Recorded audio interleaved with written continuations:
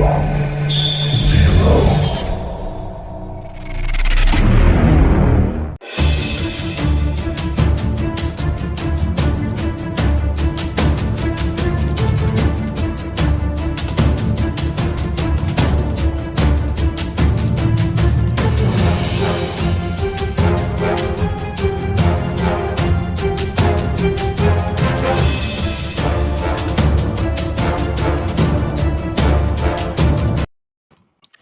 Hello, everyone. Welcome and good morning in Malaysia, good evening in the US. I will just mute you for the first time so that our mics are getting used to it. Michael, hi. I love your heart. I will show mine. Thank you very much for coming. Yeah, this one too. I know that too. So, dear audience, I just muted you a little bit so that the mics are harmonizing. And then we are here at the Global Empowerment Summit, and I'm welcoming you on the fourth week. And this is the fourth weekend that we are spending together. It has been quite an amazing journey with a lot of experience, with more than 200 live sessions already, and with almost 100 speakers who already shared their knowledge and did workshops and interviews with us. The only announcement today is that please, we have the treasure hunt application ready. So you see the little QR code on the corner. If you have a free ticket, then please just read this QR code and go and play and use these different tools in the application to gather points and to win some prizes. You know the details, they are already on the website. Let's start. Michael, tell me a little bit about yourself so that the people can get to know you better. Thank you so much, Andrea. And hello, selamat pagi. That is good morning from all of us here in Malaysia to all of you tuning in from all around the world for the Global Empowerment Summit 2021. Andrea, I know that the topic that we will be discussing about today, it's about scaling a one-man show or a one-man business. And since you asked me to introduce myself, I would rather put it into context that it's related to our topic. So just to give you a little bit of perspective, I started my business when I was 24, 25 years old, and that was way back in the year 2012. And the business that I started, which I've grown until today, is called Thriving Talents. And we are a learning solutions company where we deliver trainings, seminars, or in this case, employee engagement activities targeted towards enhancing people's potential to be more productive and profitable in their work. So that's the buzzword I'm just going to give all of you right there. But let's go back to the part where I started my business in 2012. Running a business of my nature, it's very labor intensive. It requires me to be personally and physically present at locations with clients, as I will be the one that will be delivering the training. I'll be the one that will be coaching the leaders. I'll be the one that will be delivering the employee engagement experience. So you can imagine the challenges, the thrills that I've accumulated over the years running my business at that time for a few years as a one-man show.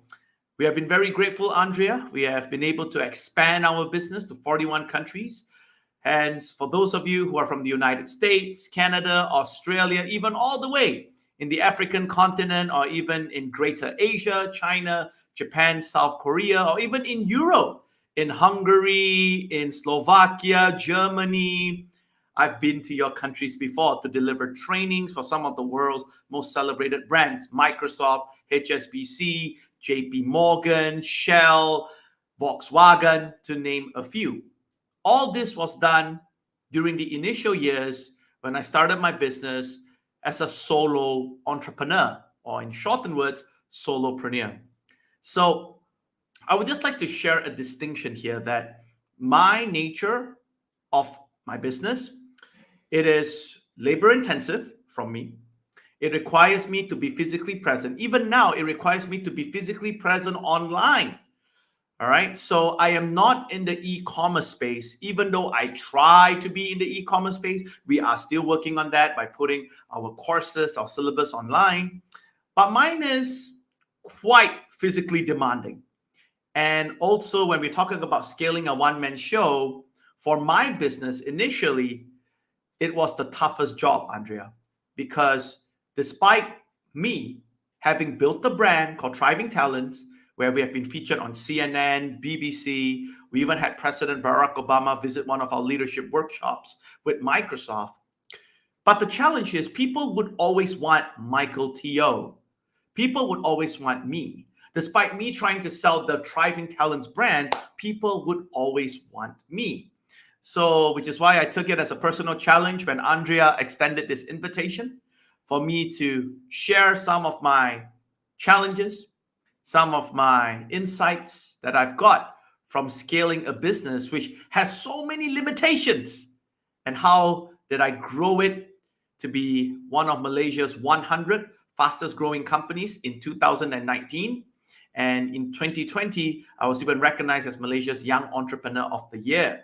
So again, back to you, Andrea. I hope that was a succinct introduction to put it into context for our audience here today.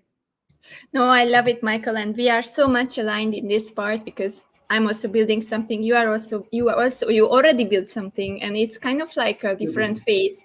But we all know the hurdles that no one could do the 6-week summit here if I wouldn't sit here 24/7 and doing the broadcasting and, not eating sometimes or not drinking water or, I have to make it really, really, it's kind of like a big determination that you have in your head that you have to create something that is your dream, because no one else knows your dream at the beginning, right? Later you can find people who you share your vision with, but at the beginning it's only in your head, so you have to put it out to find like-minded people. And I'm really happy to found all of you, all the 200 speakers who joined me in this mission.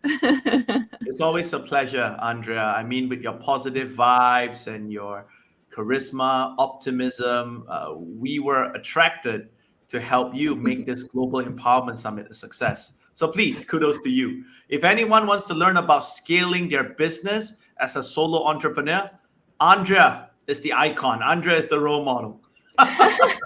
Not there yet. I would rather point to the other direction, to Michael. We're all learning, but thank you. All right, Michael, let's give the people a little bit of help. If they want to do the same like us, what do they need at the beginning besides patience? Number one, I believe for any one of you who wishes to start your track as a solopreneur or a one-man show or a one-man or one-woman business, I'm a believer that you need to first know your strength. Because if you're starting a business alone and you are determined for the next few years to set it out alone first, you need to make sure that whatever you're doing is really playing on your strength. If not, it's going to bog you down even further.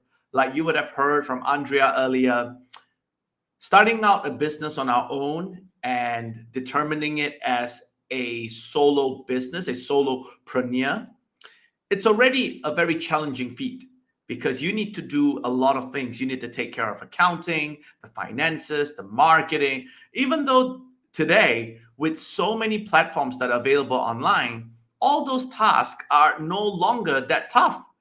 And with so many associations, networking platforms that you could participate in, that could connect you with experienced business owners or mentors, the rate of failure has significantly gone down. Though having said that, I would imagine if you want to start something on your own, you should be playing towards your strength.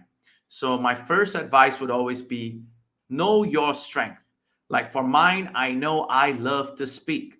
I know I love to work with leaders all around the world. I know that I'm ever curious towards unlocking or decoding human behaviors, coaching them to reach their next potential in being more productive and profitable in their work.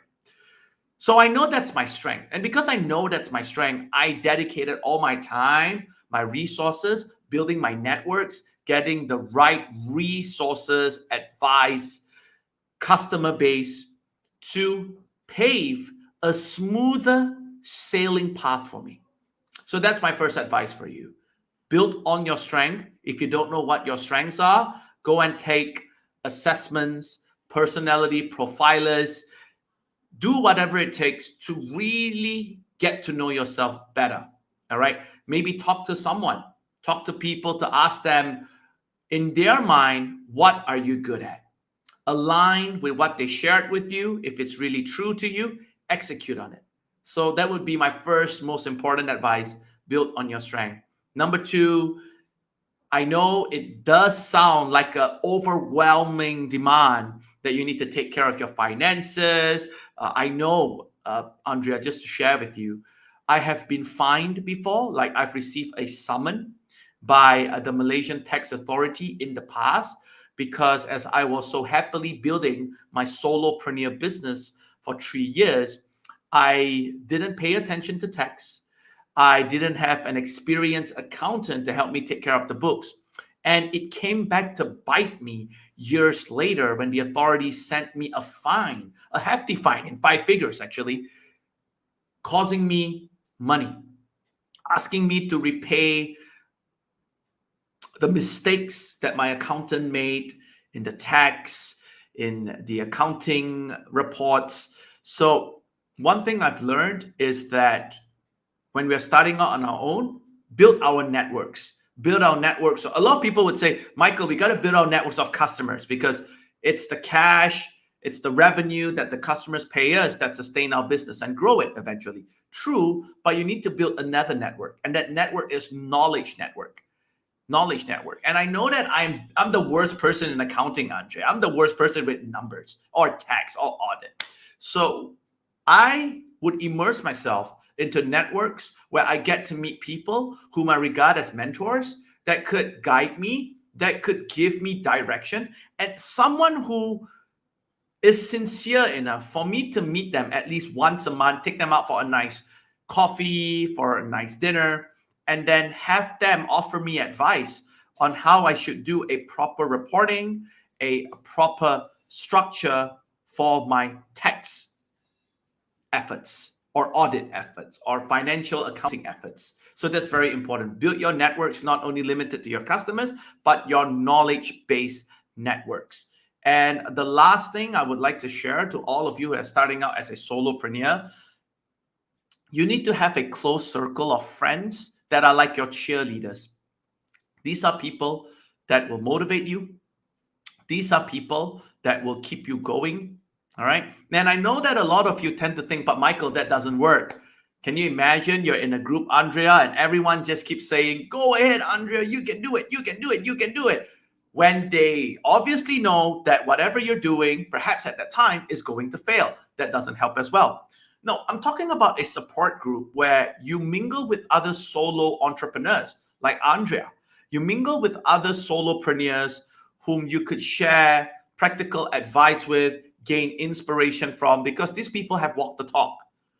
And trust me, when you are faced with a problem as a solo entrepreneur, don't be surprised the problem that you're facing, even though you're feeling it, that it is a huge mountain that is immovable in front of you. Talk to someone like Andrea.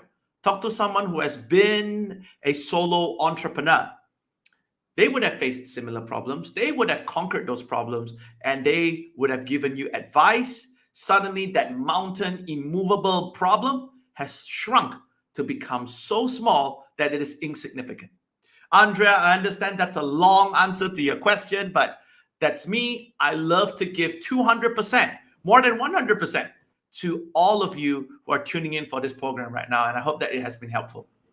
I love it. I love all the share that you gave, and I love long answers because at the end it gives so much perspective, and you are the best speaker. So it's perfectly nice to listen to you in this sunny morning in Malaysia.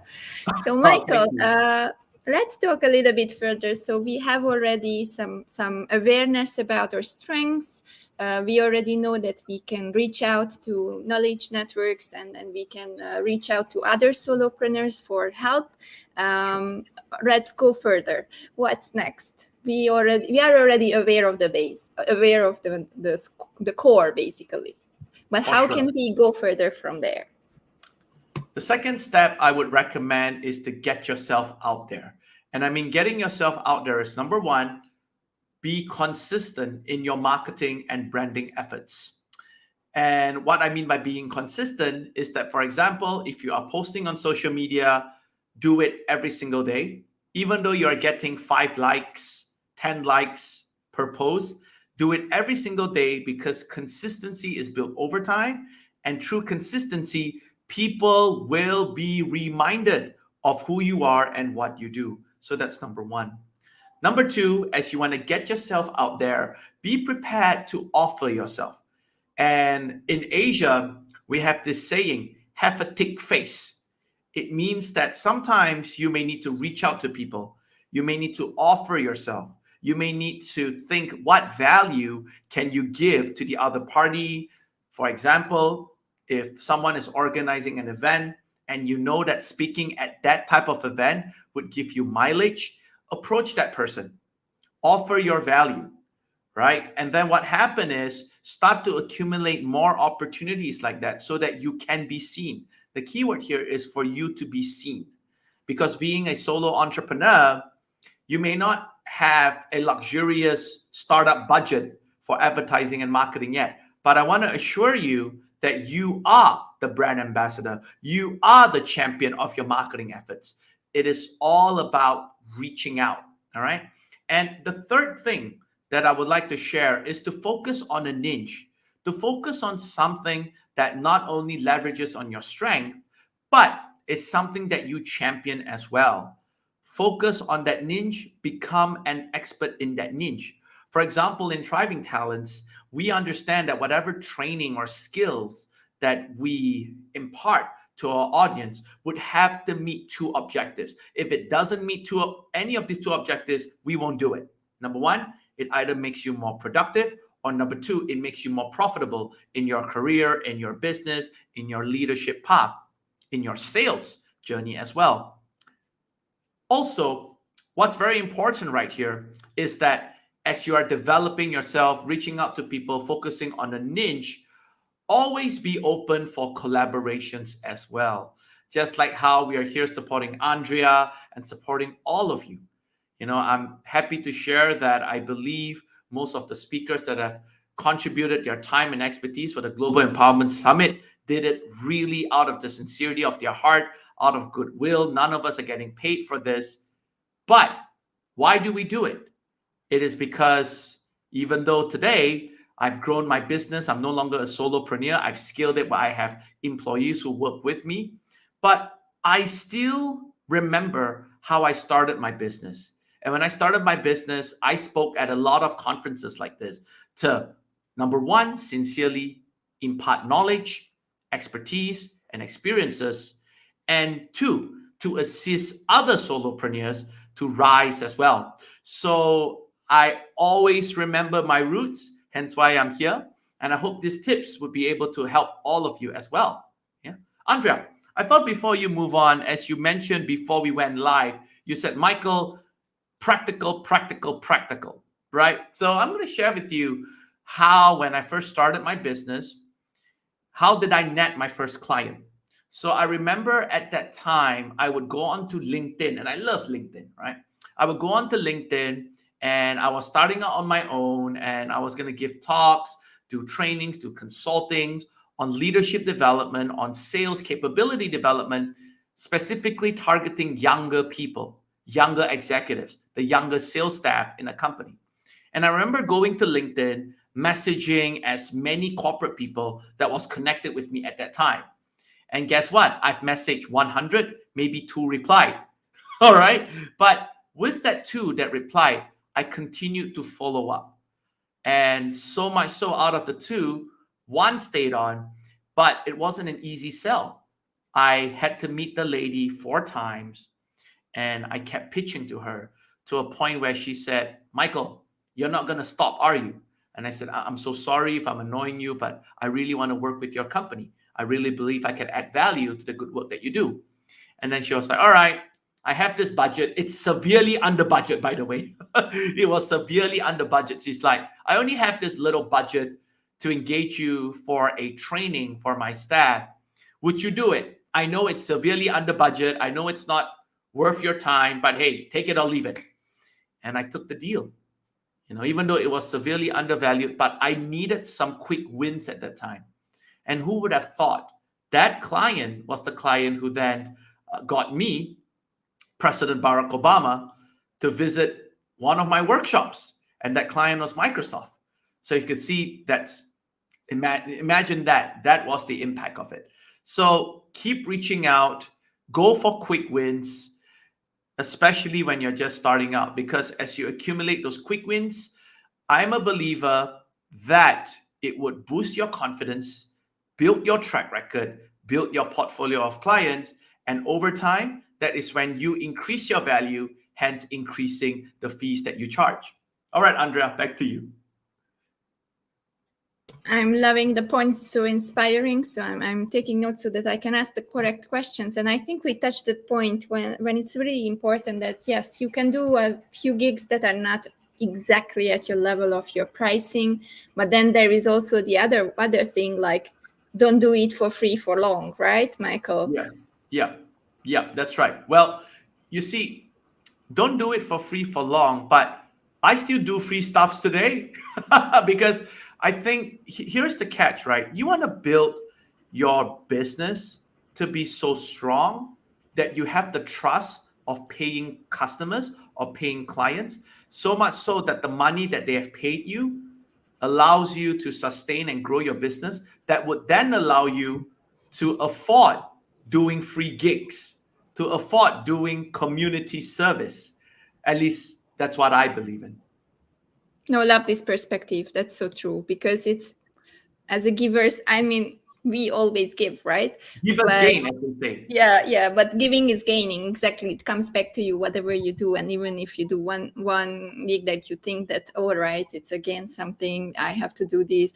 And then you think, oh, nothing will come back, but you still do it for the people.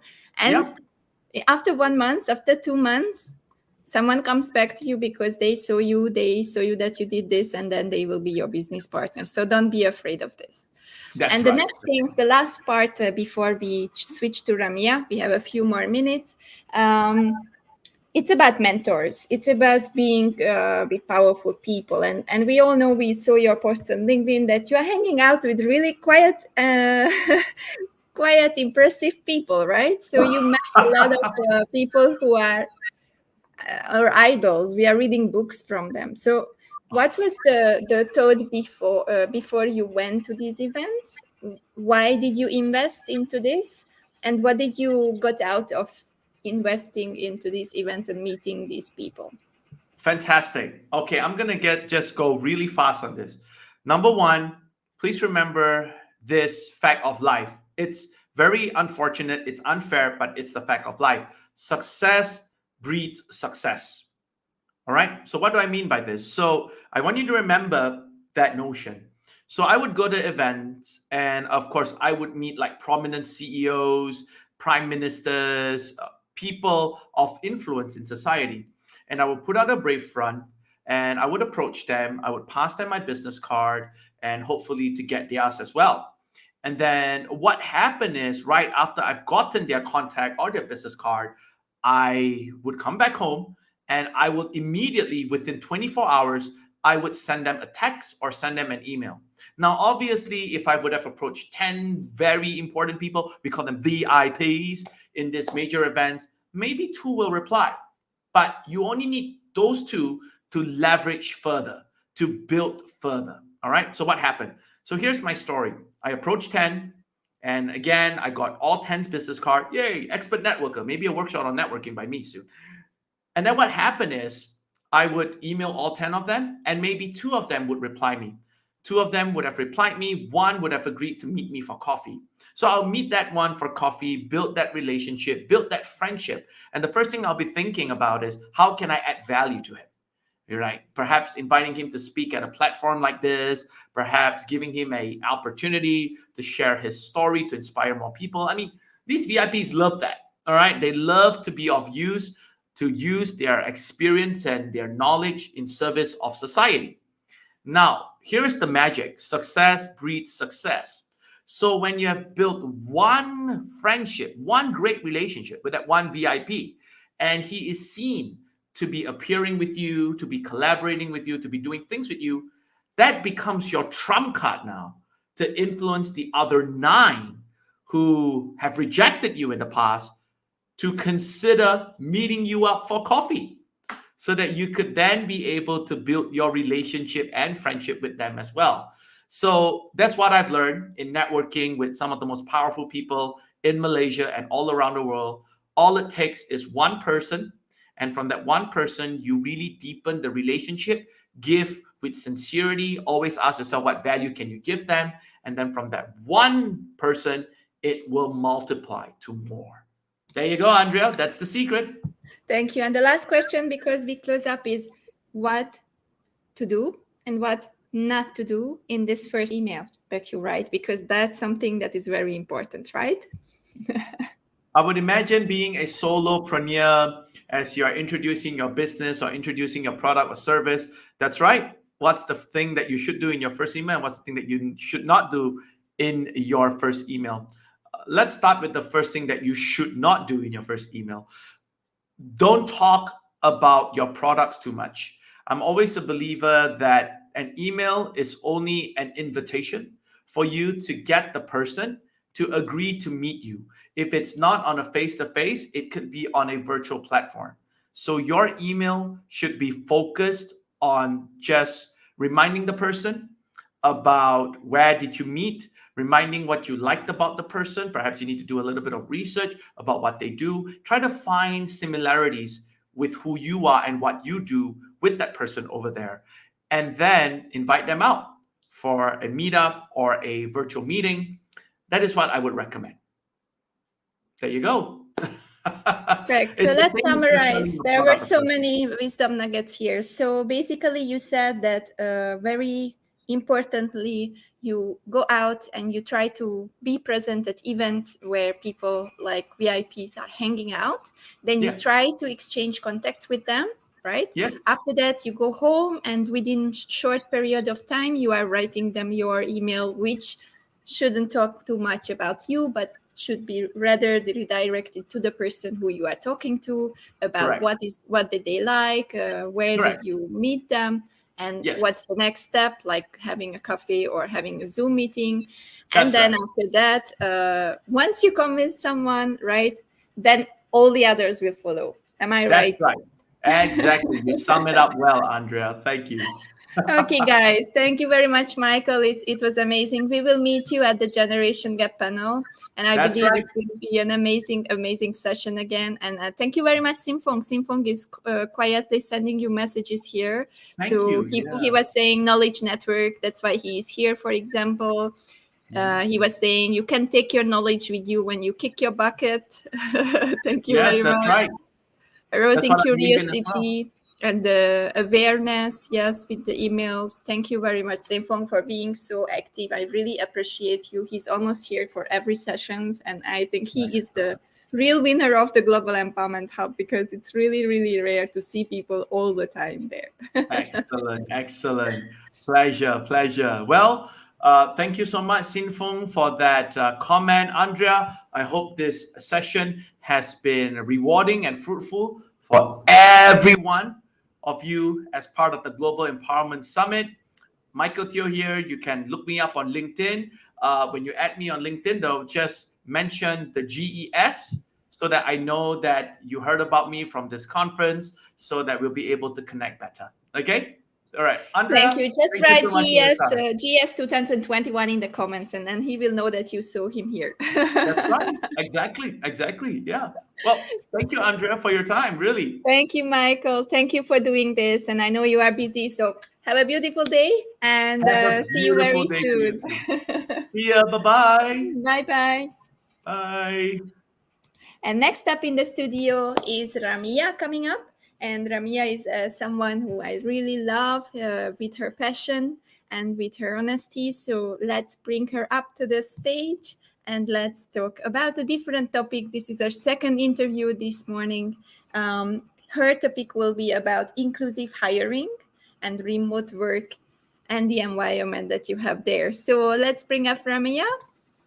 Hi, Ramya. How are you today? Hi, Andrea. How are you? It's wonderful to hear from you and to actually be a part of the Global Empowerment Summit as well. So, thank you so much for doing this and for bringing me on board. I really appreciate it, and your enthusiasm and your passion is just wow. It's one word. It's infectious. And yeah, I mean, I know it's not easy running a summit like this of this scale, and I really don't know how you do it with so much of vigor and that zeal on almost on an everyday basis. So kudos to that, and I'm so glad to be here today. Thank you very much. Thank you very much. So it's all what it takes. It's just I want to show the people that it's possible. That's it, and I want to empower people. So I'm hoping so that this is infectious and people will do that. Because in today's world, we need this. We need to connect. We need to network. We need to go out there and get the knowledge. And I already vetted all of you. So what the knowledge that they get, it's already filtered. It's already just the best on the market available. So I'm really trying to help the people out there who are coming here. Patricia is saying hi, and Simfong is also still with us. Please, guys, keep typing in the comments. If you have questions, just put it there. Even if you watch this on replay, remember, we will come back to you. Don't forget the treasure hunt application and the game that we are running. You have the QR code up there, and you just have to watch it with your phone, check it, and then enter the secret codes that I'm secretly putting in the comments and earn points. And we have also other games, and you can win a lot of valuable treats. So after this part of setting up the room again, Ramya, tell us a little bit about yourself so that the audience can get to know you better. Yeah, sure, absolutely. And hello, Patricia and Sinfong. Thank you for tuning in as well. And hello to any one of you who are joining us live as well. My name is Ramya. I am based in Melbourne. I'm originally from Singapore, and I moved to Melbourne sometime in September 2019. So it's actually been about 2 years since I moved to Melbourne. So in terms of my professional expertise, I am actually from a recruitment background. I'm currently a recruiter in the cybersecurity space. And recruiting is just, I would say, one of the areas that I'm truly passionate about. I started recruiting about 10 years ago. So I'm also a career coach on the side. So I guess you could say that when it comes to talent sourcing, when it comes to candidate engagement and diversity and inclusion and equity and inclusive hiring, I mean, all of these topics are close to my heart, and it's something that I'm deeply passionate about. So that's me in a nutshell. Tell us a little bit about the personal side, because I am just so impressed by all of you, like very professional, very straight to the point. But I love to hear the little secrets. And do you have a pet? Do you like to go to run? What's your favorite food? Tell us a little bit about Ramya herself. Sure. Well, I am married and my husband is Australian.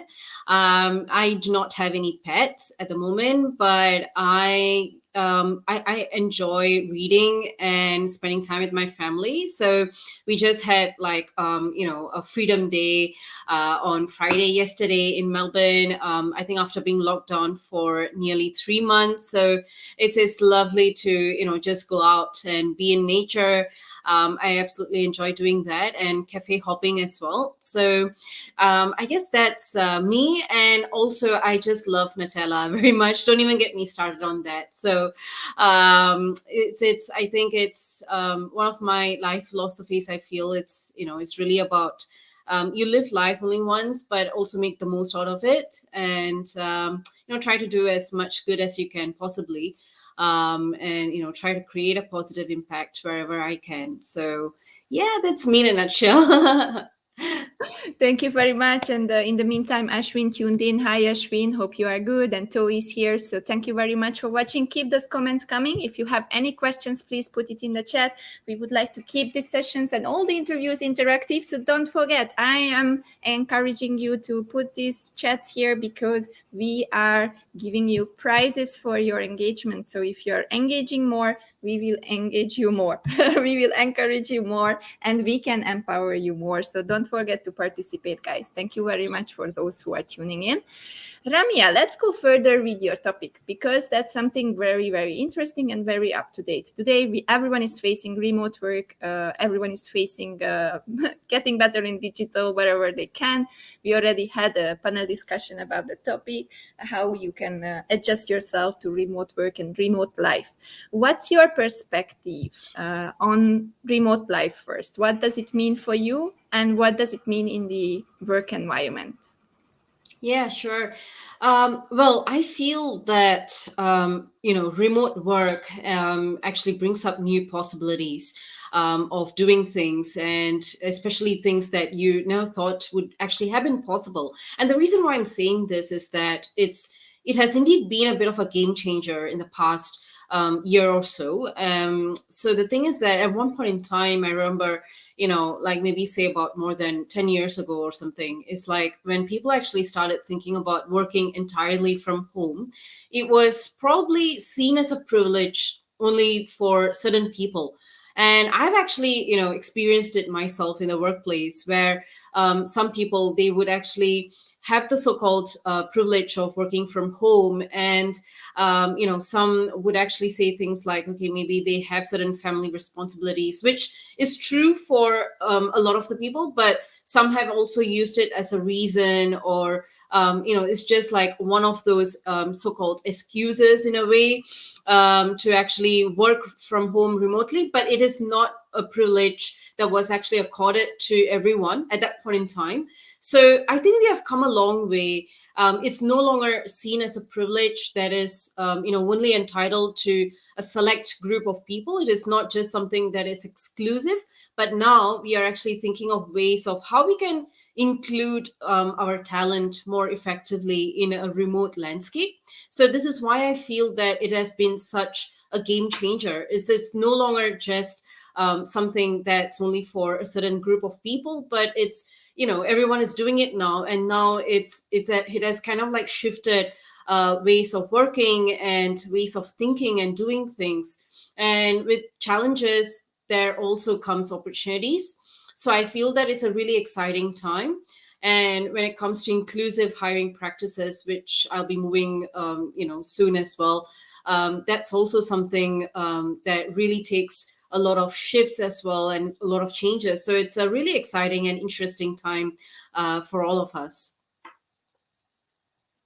So when it's about hiring and it's about getting people on board, how did it change in the times? Because I believe it has changed a lot in the last few years with the improvement of the digital tools available, with AI coming into the picture, with the virtual CVs and the video, resumes and all this.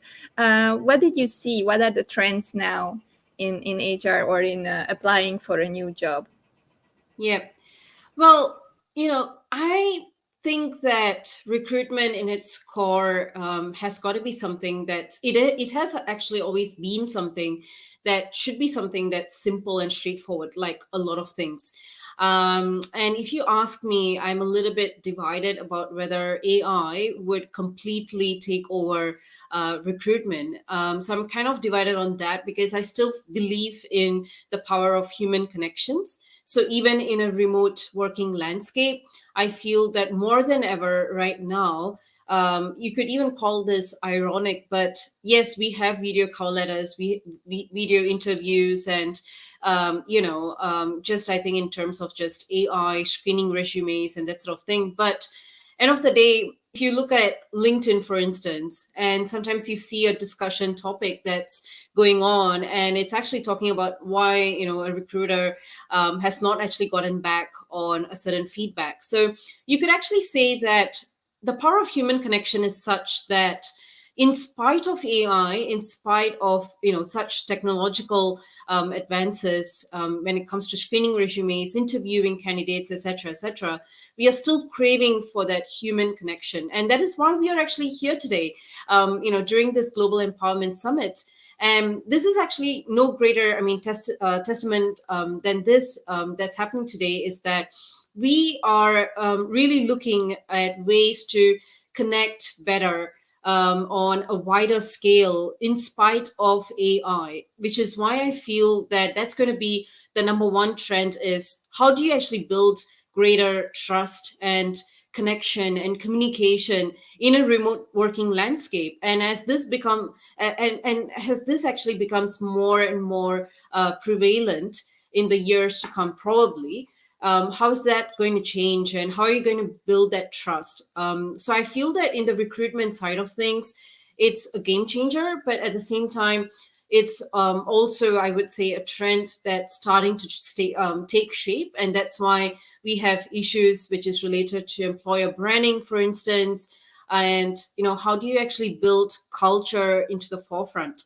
So again, I think this is something that I feel deeply for, because a lot of job advertisements or job ads, they actually talk about things like the benefits or the perks that an organization is actually providing. So let's say in terms of having a state-of-the-art gym, and discounts and this and that, travel discounts, etc. All of those things are highly exciting. But if you ask me, I feel that right now in a remote working landscape, what people are really interested in, and what I think they are really tired about hearing, is about perks and benefits.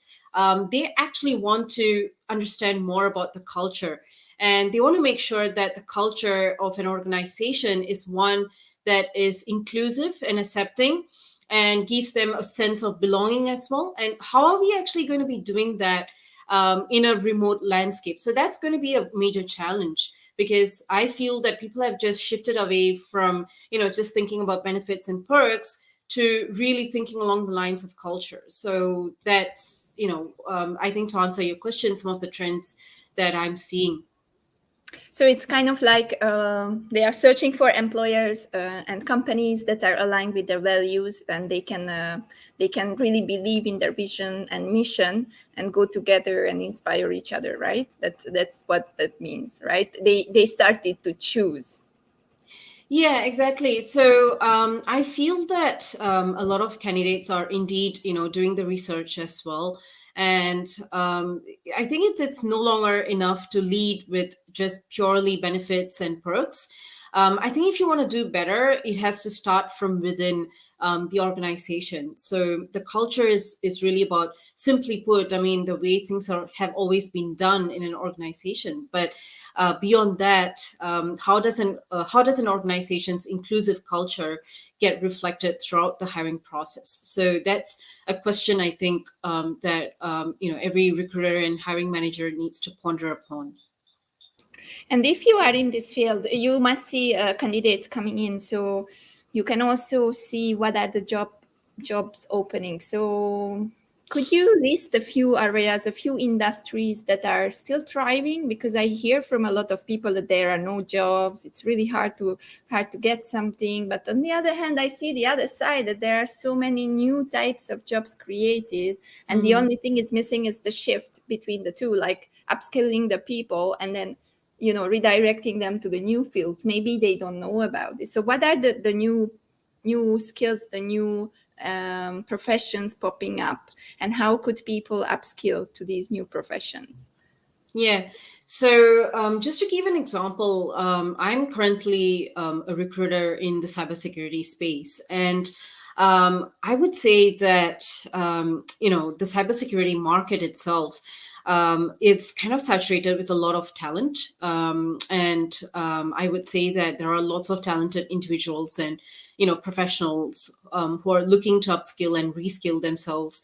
And I think, the world of cybersecurity, for instance, is constantly evolving and changing. So the certifications that you had like maybe about 5 to 10 years ago may or may not always be relevant, and you constantly need to upskill and reskill yourself in several different ways. So that is just one example. But having said that, where there is sometimes skill shortage, then there is actually another problem when it comes to having a very competitive candidate market.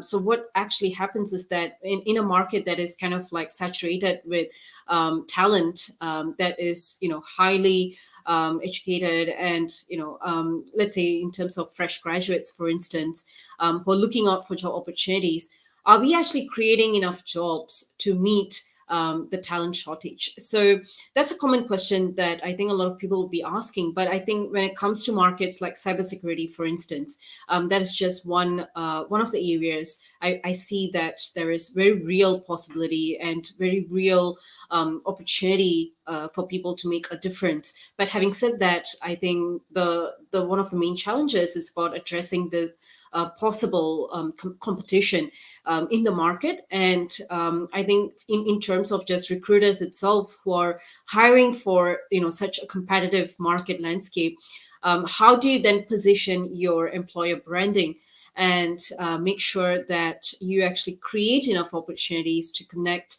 with candidates and improve that candidate experience? So that is actually one of the issues that I'm noticing. And I actually started my recruitment career in the oil and gas industry. So, that was actually something that I feel has changed so much as well. I think just over the past few years. And it's interesting to see, new industries booming and, new, areas of growth. But it would also be, I guess, it remains to be seen for some of the other, industries as well. Thank you very much for sharing. So all the digital industries are booming. So please just look around and try to see which are the fields that are still interesting for you, and try to learn a little bit more about digital. And this new era is all full of tech savviness, so we cannot really avoid it. The only thing that we can is just to adapt and learn more about it and do trainings about it. Ashwin is saying that it's a little scary when I see a lot of graduates in Australia, such as in law, accounting, but not enough jobs for them to actually do. What do you think about this, Ramya? It's true, actually. I mean, I, personally do notice, I think candidates who, like I mentioned earlier, I mean, even in the cybersecurity space as well, I mean, sometimes you have lots and lots of graduates who are, coming out of universities and graduating with a certain degree, which could have been really popular when they enrolled in that course. And what happens is that there are not enough jobs. So it's a matter of, candidate branding as well. So how do you then stand out in a competitive market? And how can actually recruiters and employers attract the right kind of talent as well? Because everyone is then vying to, recruit for talented individuals. So it's going to be a bit of a push and pull, if you ask me. So it's almost like a tug of war kind of situation. So it's got challenges. So I think it circles back to branding, both on the candidate branding aspect and the employer branding aspect. And from your perspective, like you are a recruiter and talent manager, and you are doing a lot of things in the cybersecurity field, but you must know something about the changes that are happening for you to get those interviews going. So during the lockdown, during this difficult time, you couldn't meet online in person. You just could meet online. Was it different? Could you really filter out the candidates like this? Is it different to see the real personality, or how did you encounter this challenge? Yeah. I feel personally that when it comes to whether you're actually hiring virtually or you're hiring in person, I mean, at the end of the day, the common theme that's running around is connection. So, which is why I keep coming back to, I think, the power of human connection in a world that's remote. So this means that two things, it's probably really important to me. It's about building that trust and building that communication. So how do we actually build trust? For instance, from a recruitment point of view is that I think firstly it's about having greater accountability. So if you are telling someone that, if I'm actually sharing with a candidate that I'm going to be calling that person, I will actually set aside a time and call that person. So granted, I mean, my time schedule and everything could be really busy. I may or may not always, be able to get in touch with candidates in a certain period of time. But even if I get back to them a little late, I will still make sure that I have that conversation going with them. And it's about developing a relationship, and that's genuine. So regardless of whether a candidate is suitable or not, it's about providing them the right kind of feedback, making sure that you follow up, and making sure that you're in touch with a candidate, even if someone actually rejects your offer, for instance. So I think it's about these little things, and communication is always going to be two-way as well. So as the recruiter actually takes the time to do certain things, then it's also about the candidate who is actually coming in and trying to actually build a certain connection or relationship with that particular recruiter. So I feel personally that even in a remote landscape, I feel that it actually becomes even more important, especially if you're on the phone with someone, or you're trying to actually build a connection with them virtually over, say, Zoom meetings and stuff. So it's really about taking that genuine interest to understand what they need and what they're looking out for and what they're truly passionate about. So it's as simple as that, and yet it becomes complicated because I sometimes feel that we are, trying to actually complicate matters, and it's not as complex as it seems. So what matters most to me is about how things are being communicated. Thank you. Ashwin is coming back to us. Well, it's either not enough jobs, or they have to go through a grad program, or through the Big Four, where it's long hours, unnecessary hard work, and poor bosses. Do you see the picture so negative, Ramya? What would you say to Ashwin? I mean, there's definitely, I would say, burnout. It's a common problem for a lot of professionals as well. And honestly, I mean, burnout actually affects or has an impact on quite a lot of us. And burnout actually happens with a lot of finance and law graduates and medical graduates. And especially during the pandemic right now, I mean, the healthcare workers are highly impacted. A lot of them are burnt out. So the problem with burnout is that when you start working initially, you're so passionate about what you're doing, and it lights you up. And and with time, with burnout, what happens is you just lose that motivation, and what actually sparked that passion in you is now extinguished, is now gone, and you just feel so exhausted mentally and physically. So that's just one aspect of burnout. But yeah, I mean, I do see it a lot that's happening, and I feel that's one of the reasons why right now more than ever, psychological safety, a sense of belonging, and inclusive organization and culture becomes even more important, especially in the current landscape that we are in at the moment. And the last question before we close up the conversation, it was beautiful to have you with us this morning. It's about internship. Internship is a very sensitive topic. A lot of people are eager to go and intern for a company that they love, and they are, hunting for the people who they can talk, and they really would like to get into those companies. But on the other side, there is also the thing that not a lot of companies willing to pay for the intern. So how can an intern say no to an offer, for example, if it's not involving at least a little payment or compensations for them? Or they just should accept the free internship and work, and then they will see? Would it be a wise decision to do? Right. So I think when it comes to, free labor, there are lots of organizations who exploit the talent of interns as well, and they do it in a very sly way. So the first thing that I would say is, if that intern is actually landing an internship opportunity through the careers counselor at their university, it's best to actually ask a lot of questions related to the organization who is actually trying to employ them. What's the pay going to be like? What's the hours going to be like? So obviously, for an internship, I mean, that there should be a minimal amount that one has to be getting. So I think it's about asking the right questions even before they accept the opportunity. So that is, I think, gives a lot of clarity as well in terms of where they are coming in from. And it's not just about getting into something just for the sake of it. I think it's really about trying to understand more about the role as well and asking questions. There's nothing wrong in it. So a lot of problems can actually be averted before that. And second point is that I think when it comes to saying no to something, it's actually easier to say no before something actually happens, rather than when you land an opportunity and you suddenly find that you're being cheated or something. So if that's the case, then you may have to think about how you can actually go through perhaps your university or seek external help and support, whether it's through a work union. So it helps to actually understand a little bit about employment laws in your country as well.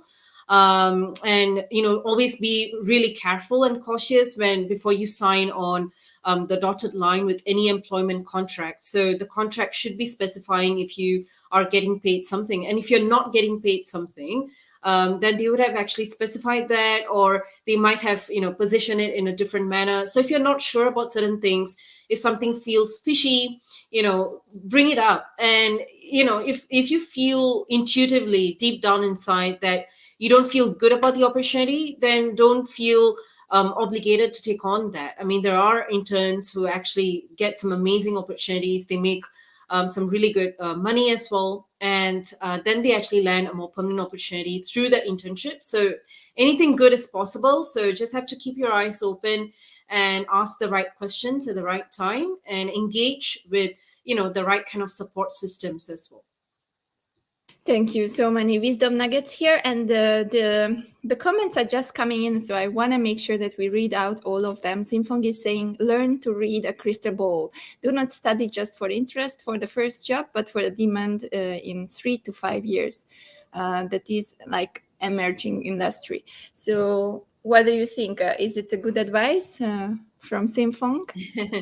Well, I do not know how to read a crystal ball, but I think where Sinfong is coming from in terms of, do not just study for interest of the first job. And, it's about trying to understand the demands as well. And I think, that's sort of like important as well, because it's not just about a short-term, kind of possibility, but it's also trying to be a little bit more strategic and longer term as well. So I think it's about trying to understand something is not just about doing something which you're passionate about, but it also has a long-term gain for you, and it's something that would actually fit in with your long-term goals. If you ask me, I feel it's a journey. It's never going to be a destination. Like, I studied banking and finance, but I never work in a bank. So I think that's fine. I mean, everything's going to be a journey. Sometimes we make mistakes, but it's okay. And we learn from the mistakes. Love it. Coming from a stock exchange, buying management on stock exchange diploma.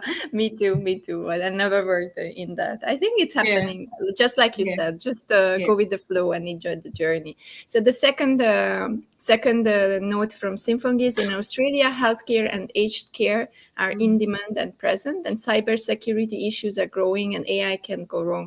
So early childhood and primary teaching are goers too. So he's kind of like mentioning some areas that are kind of like having demand, right, for employment. Definitely. There's always going to be demand in those issues. And then Ashwin is saying, agreed. For example, we may have AI at its infancy, but someone needs to teach the AI or program the AI. Yes, exactly. So there are so many things that we need to feed those programs. We need a lot of data treatment, a lot of data filtering, a lot of things are behind the AI, even psychology, right? How it works and how you have to build it up. And I also heard some tutors who were like asked to give their knowledge in advance so that they can put it into AI, and then later it will be an automatic knowledge base. So many opportunities. Just you have to keep your eyes open and your mind open so that you can change a little bit. So thank you very much, Ramia. What would be your last message to the audience from the perspective of the summit, like the young and the wise people together? How can we thrive together in this remote life?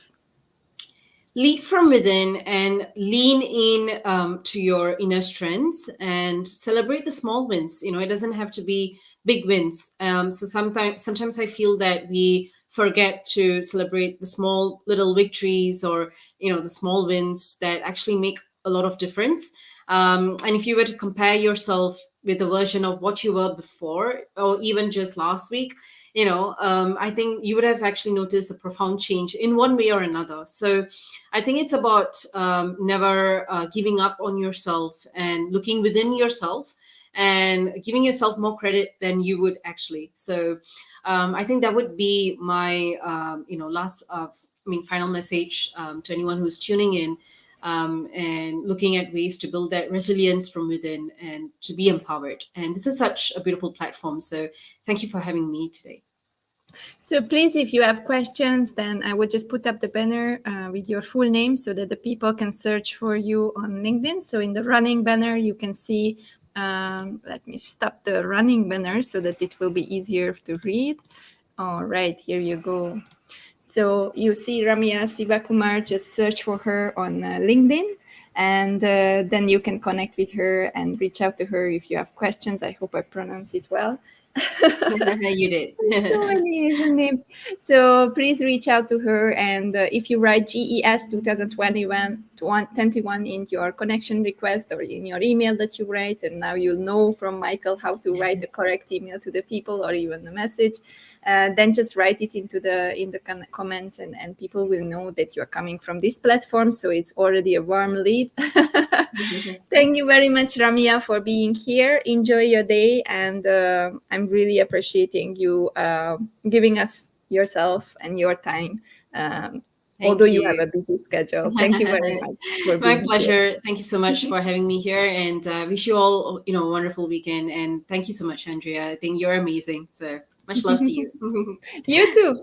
Kisses from KL, and then see you very soon. And let me just say goodbye to you, and I will continue with the audience. Yeah. Thank you very much. Bye. Bye.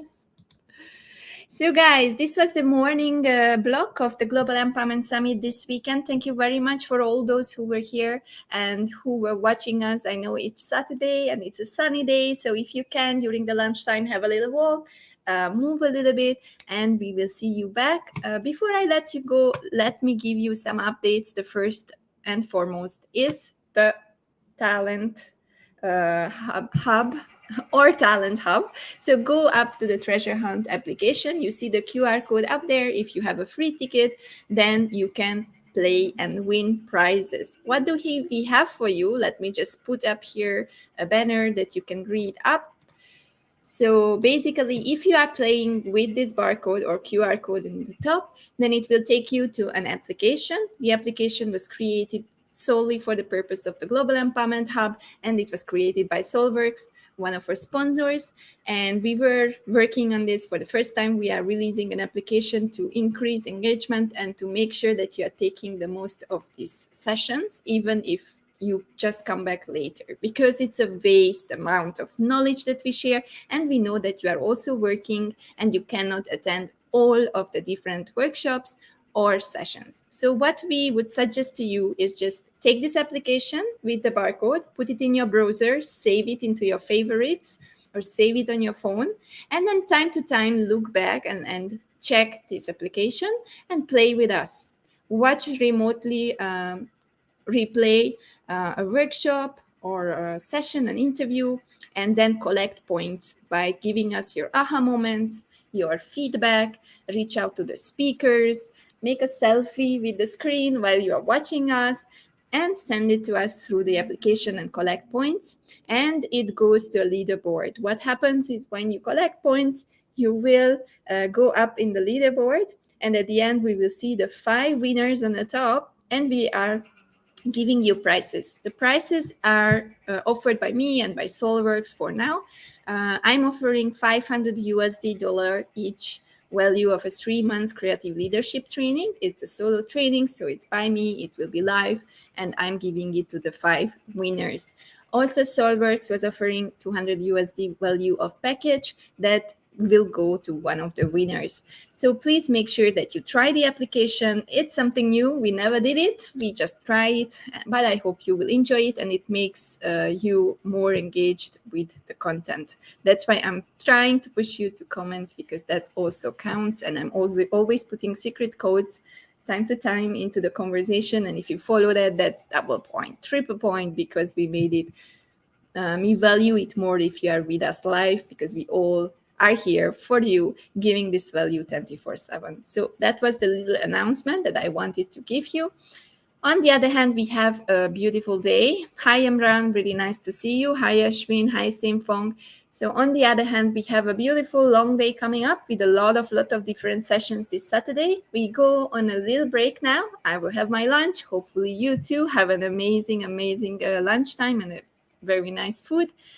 And we will go to the afternoon around 2 p.m. We have a panel discussion. So how you can follow it, you either go to the app and you will see the little watch live button, which takes you to the YouTube stream, or you can go straight away to the YouTube stream and set notification to all of the sessions that are coming up. So what is the interactive panel discussion about? This afternoon, we will talk about the superpower of digital media. What a topic. Guys, this is something that you need to watch. It will be 2 p.m. Singapore time, so it will be 7 a.m. in the UK and in Nigeria. It will be 8 a.m. in Hungary and South Africa, Egypt, and it will be 10 a.m. in United Arab Emirates and 11:30 in India, and also evening time in Los Angeles. So everyone can watch it. Please try to tune in. 2 p.m. Singapore time. We will meet you again with panel discussions. In the meantime, if you have time and you would like to stay with us, just go to the YouTube channel and watch the sessions, or you go to the QR code here and play till we meet. After this panel discussion, we will have an interview about coaching on the go with Faz. It will be a very nice session. She's an amazing lady, so please tune in. And we have workshop coming up, a very interesting and really useful and quality training from Biro Tom, who I was interviewing yesterday. It's about digital readiness and being agile. So the topic and the title of the workshop is Strategic Agility in Leadership. You know how to access already the workshops. You just have to go to the website. Let me show it to you again, because I love to have you here. So I want to make sure that all of you are tuning in and coming to these workshops, because it's good for the experts too. If you are there and you support them, then they don't feel that they are talking to just like a webinar style, but they can answer your questions, and it's such a different experience. So let me show you how you can do this. I will just share my screen again, and I will show you the easiest way to follow and join all of the workshops that we have. Okay, so now you will see my screen, and I'm sharing the globalempowermenthub.com or whatwomenwantworkshops.com summit website. You already have been here because you got your free tickets here. So let's see how you can do it. So you see the menu points here, and you see this is the homepage. So on the homepage, you already see how to get free tickets. You see your onboarding journey, and you have the launching of the app, how you can play. And there is also the barcode, and I can also give you some details. Scrolling more down, you will see what you can get if you stay with us. We still have 2 weeks plus this weekend, and believe me, the value is just raising and raising. There will be so many workshops in the last week also that you will just blow your mind. It's all for free, and it's around 50 minutes long interactive workshops, so please join in. You have more than 200 international speakers, a lot of networking party tonight. Please don't forget, we are having a networking party from 10:45 tonight. Join in, and we have an amazing surprise. Hopefully we can fix up a studio, and we have a stage, and we will have live performance, so please come 10:45 tonight. How to watch the summit, I even put a video there. How to watch us live, you see the YouTube channel or the Facebook group. And here you go, the first and very easiest way to do it, to follow us. You see, here you go, nothing here, lunch break. So we have a little break here, and we are continuing in the afternoon, Singapore time. You will see on this calendar that it's showing us the time in Singapore time. It's right in the bottom here, okay? And then you can see what's coming up, right? So you will see that today is Saturday. It's highlighted with yellow, and you will see that we have something coming up. Let's go to the top, lunch break, and after lunch break, panel discussion. You see how you can watch it? You just click on the session title, and then it will bring you up the link to the live stream on YouTube. How can I join a workshop, would you ask? You see workshop here, click, join the Zoom meeting here. So the easiest way is just use these calendars that I embedded on the website in 2 places, and just click on the session title and join the Zoom meeting, okay? The other point where you have more information about this is not the home page, but the schedule page. So you go to the schedule page. Here you go, another calendar in an agenda view. So you see today is Saturday, 23rd of October. Same here, you will see that the calendar is in Singapore Standard Time. It's UTC +8, but you can use different kind of time zone converters. And you see I was live with a workshop earlier with Catherine about death anxiety. It was a really different, really insightful session. You can watch it back on replay on YouTube. And then we had Michael. Michael was talking about how he scaled his business from a one-man show to a huge company and successful company. Then you saw just right now Ramia. We see the lunch break. And then you see the superpower of digital media, fast coaching on the go, and workshop. Here you go. And here is the Zoom link. So for every interview, you will find the YouTube and the Facebook link, and even some information about everything around the summit. And for the workshops, you will always find a Zoom link. So the only thing that you have to do is just to click on the title here. For example, tomorrow, let's see, Jonathan is coming, AI for social media, small and medium enterprises. You see, the Zoom room is here. And the networking party, yeah, wow, we will dance, we will network, we will exchange business cards, virtual ones, we will play, and we will have a live performer. So you see, join the party here, Zoom link here. Easiest way to join is just to go to these calendars. I hope you like it. I hope this gave you a little bit of insight. I also sent to all the ticket holders the calendar itself from info@changeyourlifesocialize.com. It's already in your email box. I'm sharing it with you, so you can even add this calendar to your own calendar in Gmail. I cannot do more for you. It's now all about you, how you can come and join us. And thank you for those who are active, Amrin, Ashwin, Jag, I saw Simfong, I saw Marissa, I saw Cheryl, I saw Elena. There are so many people too, Patricia, and all the other participants who are making this step. You are the real winners of the Global Empowerment Summit because you are taking the action and you are there for yourself. So thank you very much. That was enough of me. You will see me enough. See you in a few hours from 2 p.m. Singapore time in around 3 hours after the break. And let's enjoy this Saturday together. And don't forget the networking party tonight. I'm so excited about it. We have a Jamaican live performer joining us, and I'm preparing some games for you. So please make sure that you are there. Have a beautiful Saturday. In the meantime, please go out and have some walk, stretch it out, and enjoy the time with your family. Thank you, guys. Have a beautiful day.